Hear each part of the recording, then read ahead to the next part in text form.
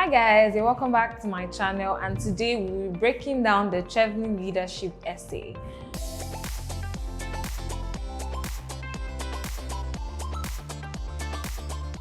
So the leadership essay essentially is Chevening is looking for individuals who will go on to be leaders and strong influencers in their different countries. So they expect you to explain how you meet these requirements using concrete examples from your own pathway.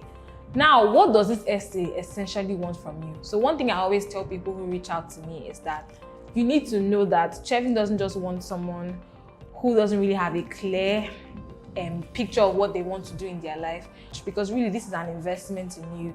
They're spending a lot of money on your tuition, on your travel, on your monthly stipend, and they want to be sure that this person can deliver. And one of the ways you can show them this is by talking about your experiences extensively. Like I said, Chevening is, part of the UK Foreign and Commonwealth Policy. They basically want to partner with future leaders and carry out projects, and they want to be sure that this person is already doing things. So what I always advise people is that you talk about the things that you're already doing with the aim of getting their support. So for leadership essays, there are diverse examples you can give. So leadership is not just about being the founder of an organization. It's more about the why of why you're doing that. For example, if you start a business, you can't just go for an elevator pitch and say, oh, I have a business, please sponsor it. You have to talk about the problem that business is solving. So for leadership, if you want to talk about the fact that you're an entrepreneur, you can be like, oh, I discovered a problem, I found a solution, and this is the result. I always advise people to use the STAR approach. So this is situation, task, action, and result.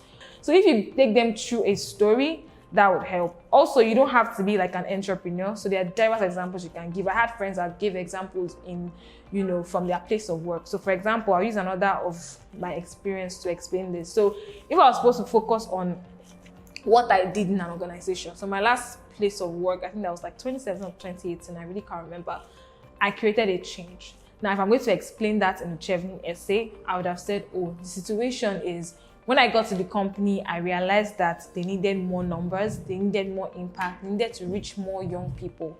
Now, that was the situation. The task was that I needed to create a platform on the company website that could bring young people closer to, the company. Now, what did I create? That is my action. I created the Campus Life segment, which was, which eventually created the debate, which was like a monthly competition that engaged a lot of students.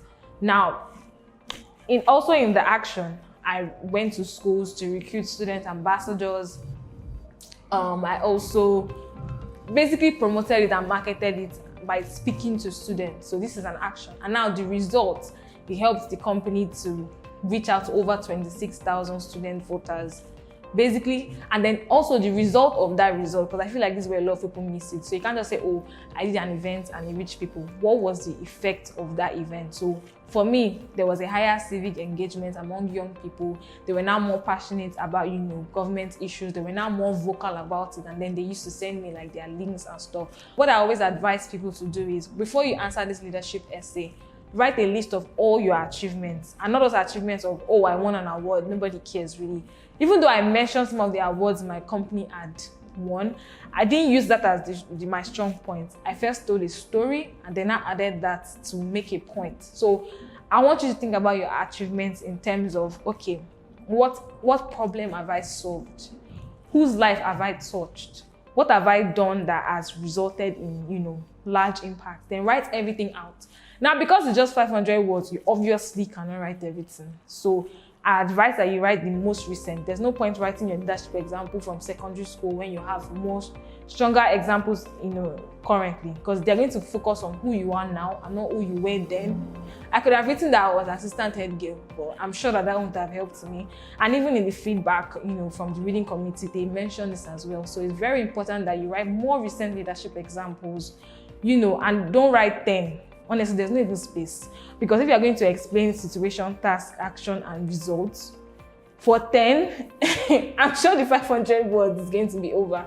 So I feel like you should pick your strongest. So for me, I think different people do different things. Some people pick 3, some people pick 4, some people pick 2. I picked one that I've done a lot. And please don't fall under the trap of basically using like one paragraph to define leadership. They know what leadership is. So I hope this was useful for you guys. If you have any question, further questions, you can just drop them in the comments below and I will be answering them. So that's all, guys. By the way, don't forget this video was sponsored by Abemot Consulting, and I'll see you guys in the next video. Bye.